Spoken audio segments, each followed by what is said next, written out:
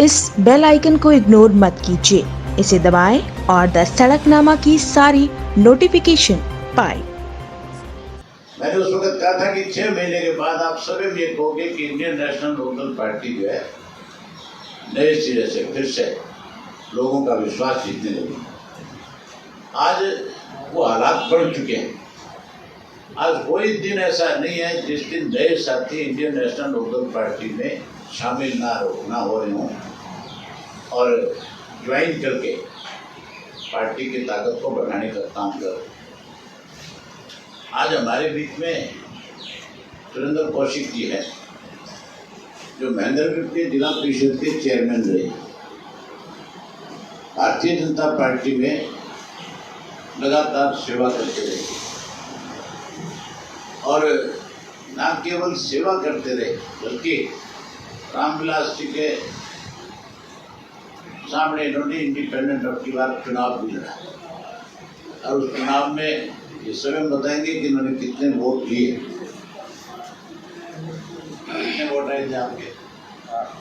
8,000 के करीब वोट इन्होंने लिए और उसके बाद भी बीजेपी की सेवा करते रहे। लेकिन अब इन्होंने फैसला लिया कि हम बीजेपी को छोड़ करके चौधरी ओम प्रकाश चौटाला जी के साथ लग करके इंडियन नेशनल लोकल पार्टी को मजबूत करेंगे, गरीब की, मजदूर की, किसान की लड़ाई को लड़ने का काम करेंगे। इनके साथ आज जो ज्वाइन करने वाले साथी हैं, ज्वाइन तो आज 3 और लोगों ने भी करना था। जो जिला परिषद के महेंद्रगढ़ के मौजूदा जो प्रेसिडेंट उसने भी आना था, उनके साथ साथ 2 और एक्स वाइस प्रेसिडेंट थे जिन्होंने आना था।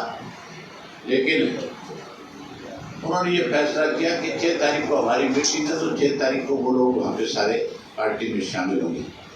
वहीं इनके साथ माधोगढ़ गांव के नरेश शर्मा जी जो बहुत बड़े समाज सेवी हैं, बड़े उद्योगपति हैं महेंद्रगढ़ के और समाज की सेवा करने में अपना समय बिताते हैं, अपना समय समाज को देते हैं, लोगों की सेवा करने का काम करते हैं।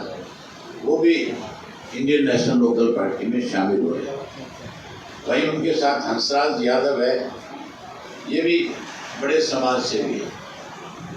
इन्होंने भी फैसला किया कि हम समाज की सेवा करेंगे, वहीं राजनीतिक तौर पे इंडियन नेशनल लोकल पार्टी की सेवा करने का काम करेंगे। ये भी भाजपा से संबंध रखते हैं दोनों।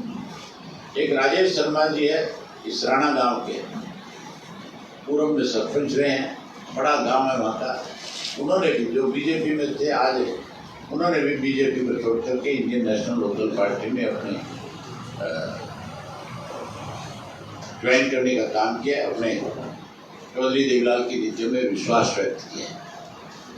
अब साथियों, जो मैं आपसे कह रहा था कि एक बड़ा झूठ और उजागर हुआ है। अभी पिछले दिनों कई दिन से लगातार अखबार की सुर्खियों में एक चीज आ रही थी कि पंचायत के चुनाव 31 जुलाई तक करा लिए जाए। बारी बारी से ये कहा जाता था कि 31 जुलाई से पहले सारी पंचायतों के जो है जिलेवार कौन सा रिजर्व होगा, कौन सा बैकवर्ड के लिए रिजर्व किया जाएगा, कौन सा जनरल का, कौन सा महिला का, गांव की लॉटरी निकाल दी जाएगी। लॉटरी की प्रतिक्रिया का नाम तो दिया गया, लेकिन जितनी भी लॉटरियां अब तक निकाली गई है, डीसी ने बंद कमरे में बैठ करके सरकार के जो कहते लोग थे, जिन्होंने उनको जिस तरह से कहा उस गाँव में उस तरह से उन्होंने कहीं महिला की जरूरत थी, कहीं महिला का कहा वो महिला कर दिया, कोई रिजर्व कर दिया, कोई ओपन कर दिया। मतलब उसमें बहुत बड़ी एक धांधली करी। उसके इलावा जो उसमें जो बड़ी झूठ बोली गई है, पंचायत का चुनाव जो पिछला हुआ था वो 16/1/2016 को हुआ, 10/1/2016 और ये 3 फेज में हुआ था। 17/1/2016 को भी हुआ, 24/1/2016 को भी हुआ। इनकी गिनती जो हुई थी 28/1/2016 को हुई थी और उसके बाद पंचायती राज अधिनियम के मुताबिक 2020 को जो चुनाव की तारीख हुई थी उसके मुताबिक ये अगला चुनाव जो है फरवरी 2021 में होना है।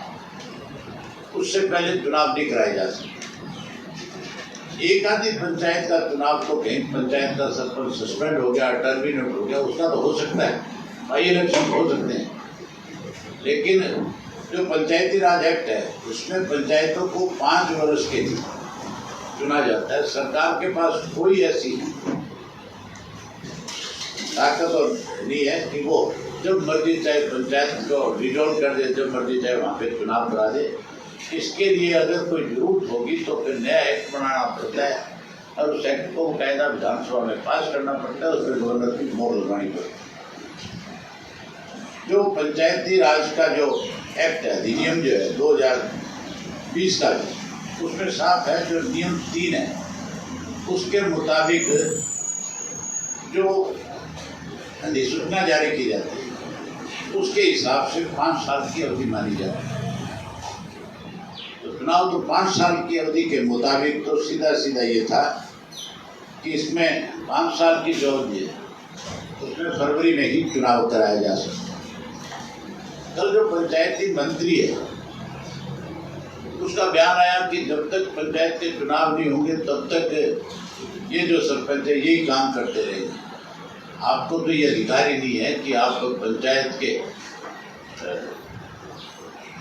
जो पंचायत की 5 वर्ष से पहले आप किसी पंचायत को डिसॉल्व कर सकते। आप पहले कैसे कह सकते ये बात कि 30 जुलाई तक हम चुनाव की प्रतिक्रिया पूरी करें।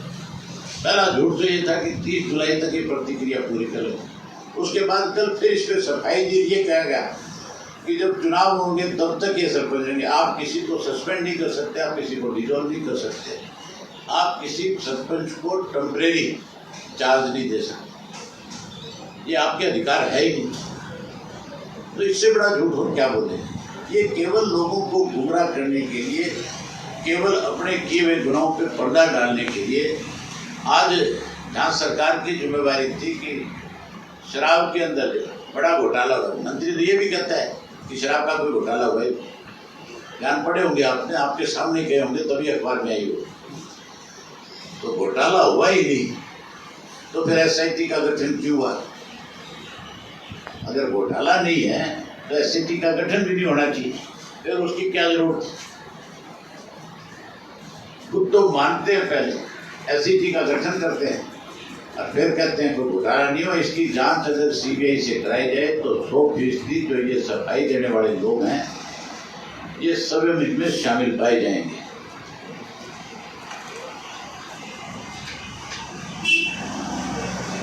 हर बुधवार को हमने तय किया कि हर बुधवार को आपके यहाँ पे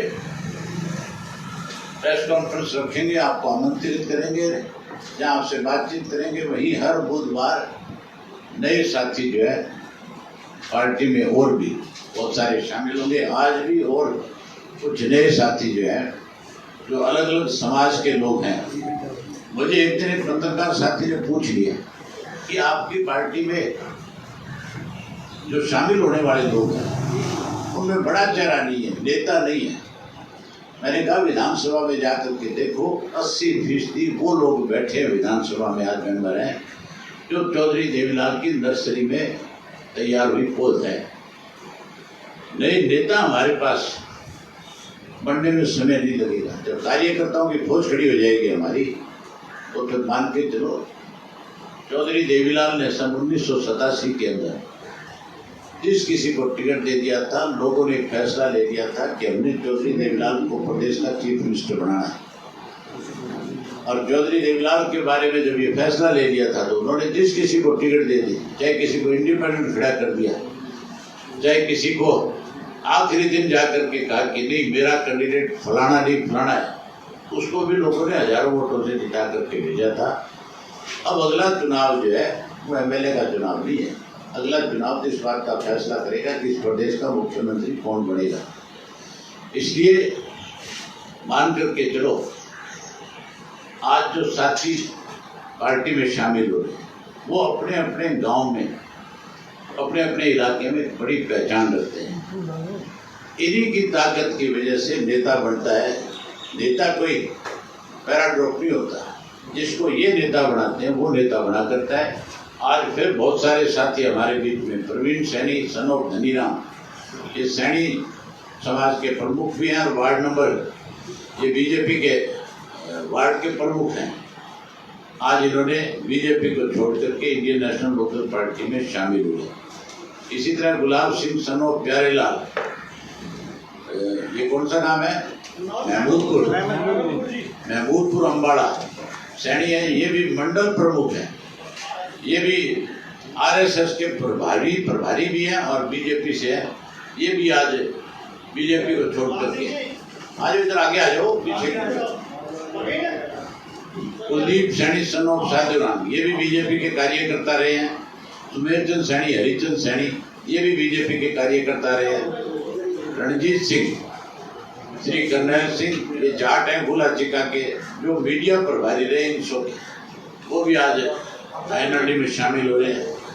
वहीं उसके साथ साथ सोनू बाल्मीकि, श्री शमशेर सिंह बाल्मीकि नरवाणा, जो शहरी सचिव रहे हैं बीजेपी के, ये भी आज आईएनएलडी को ज्वाइन कर रहे हैं। और इनके साथ और भी बहुत सारे साथी हैं जो आज आपकी पार्टी को ज्वाइन कर रहे हैं। इसी तरह इंदर सिंह जाट जो है मनोहरपुर जीत के जो जेजेपी में थे, आज इंडियन नेशनल लोकल पार्टी में शामिल हुए हैं। इसी तरह राजेंद्र सिंह पंजेठा, जो ये भी मनोहरपुर के हैं, ये भी जेजेपी में थे, ये भी आज जेजेपी को छोड़ करके आईएनएलडी में शामिल हो रहे हैं। वहीं मास्टर करम सिंह, जो मनोहरपुर गांव के, ये कांग्रेस में थे, ये कांग्रेस को छोड़ करके आज इंडियन नेशनल लोकल पार्टी में शामिल हो रहे हैं। मास्टर फूल कुमार, जो मनोहरपुर गांव के, आज ये भी हमारे साथ शामिल हो रहे हैं।